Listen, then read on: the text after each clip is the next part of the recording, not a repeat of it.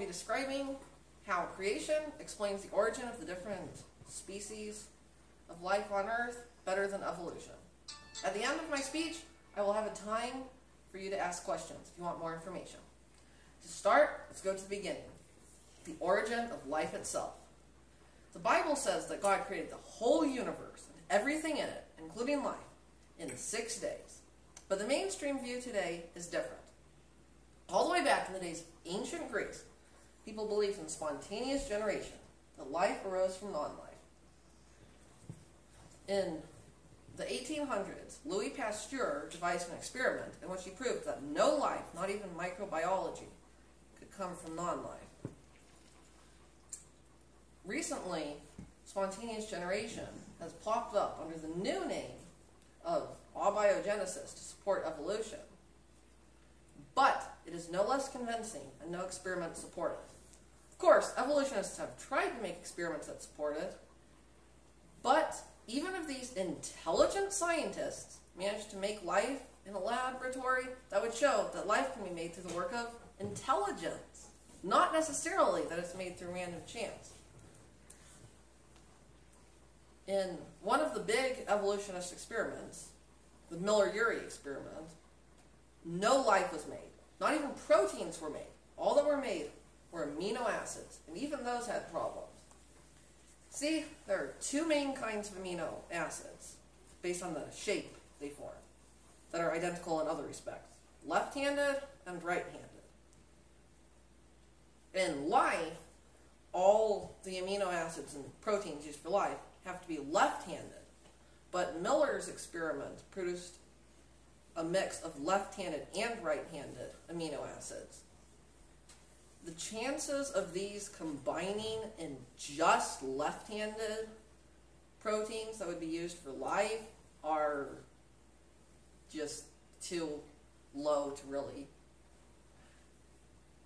happen. Another problem is that Miller made sure to have no oxygen in the experiment, because amino acids can't form in the presence of oxygen. The trouble is, without oxygen in the atmosphere, you can't form ozone. And without ozone, you can't block solar radiation, which would destroy the amino acids just as quickly as they were formed. And even if you didn't have that problem, the very environment in which the chemicals were made would have destroyed the amino acids. So they had to be trapped in a trap in order to avoid them going back into that mix of chemicals. But in nature, there wouldn't be traps to protect amino acids. Another thing evolutionists commonly cite is the common parts of organisms. They say that things with common parts like legs, hearts, eyes, and such must be descended from a common ancestor because the parts are so similar. But what about cars? They have similar parts, wheels, engines, headlights, but they're not descended from a common ancestor. They follow a common design. Similarly, God created all life, so it makes sense that He'd create them with similar traits, and also that He'd make random things like the platypus. There are lots of evidences that show creation is better than evolution. For example, you need RNA and DNA to make the information, to make proteins, or to hold the information to make proteins. But you need proteins to make DNA and RNA. And to get information, you need intelligence. If you have just random mutations, they'll just destroy the genome and kill the organism before any new information would be created. And that's not even getting into things like soft tissues found in supposedly millions of years old fossils. The deeper you get into the science, the more you can see that life could never form by chance, no matter how much time you had. If you want to know more, feel free to ask questions. Can you repeat that entire thing all over again? Serious questions. That was serious. You can... I will be posting this video on YouTube, so if you want to hear the whole thing all over again, you can just watch it. Does anyone have any questions? anyone? You said that the soft tissue was proof. What does that have to do with evolution? Soft tissues have to do with evolution. Soft tissues found in fossils. Because evolution would require millions of years to happen because the probabilities are so low, and we haven't seen any actual evolution with one kind turning into another kind.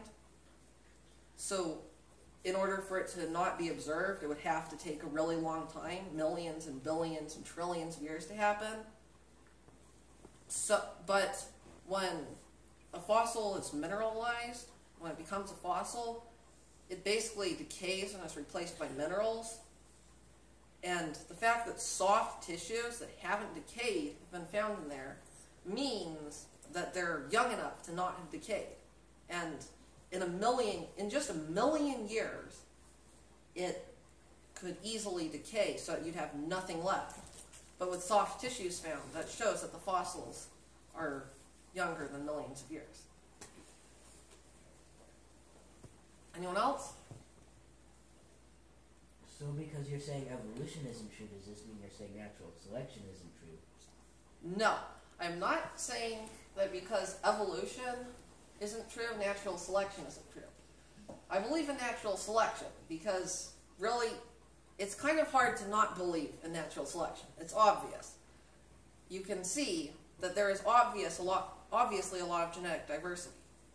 But the distinction between natural selection and evolution is this. So, natural selection is taking existing DNA and recombining it in various ways to form new combinations, but you're not actually making new information. Evolution requires new information to come in. So, also, natural selection only ever decreases or the information or keeps it the same. For example, you can go from wolves to other dogs to poodles, but you can't really breed poodles to get a wolf because it's lost the genetic information in the wolf.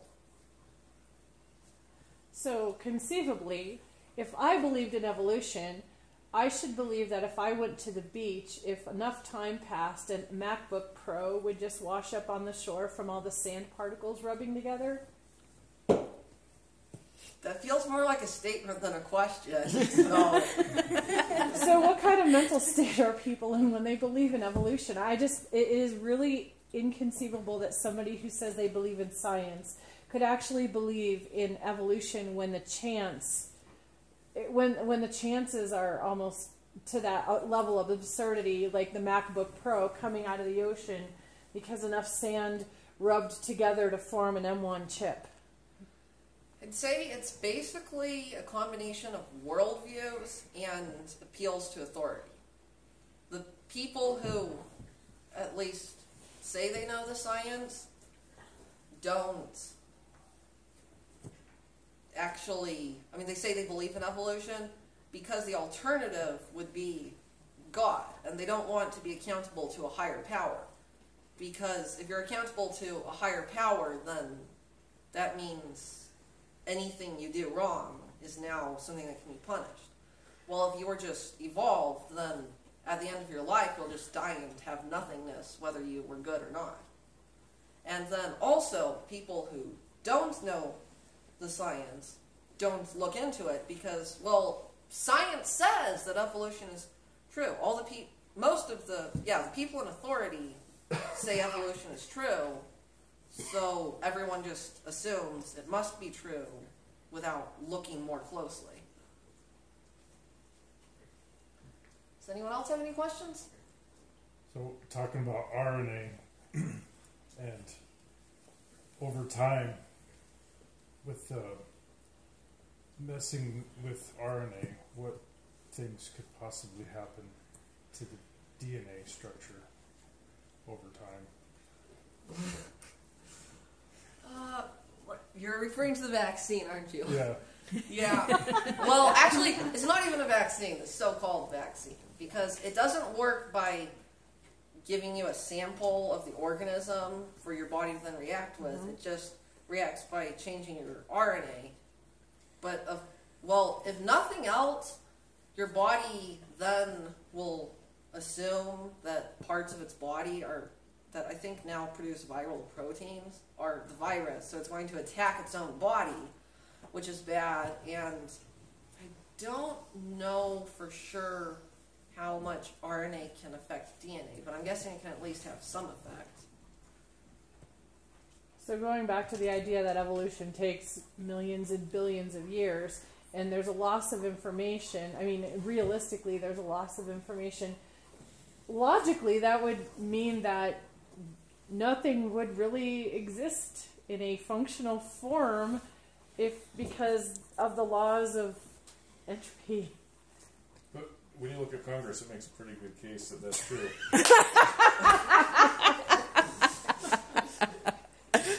Because, I mean, evolution actually goes against the laws of nature because things go from order to chaos, not the other way around. And Yeah, so how do you explain the increasing stupidity of the human race? It seems like the Entropy. human race is devolving rather than evolving. Look at Joe Biden and Nancy Pelosi.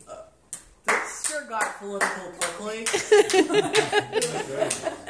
Good job, guys.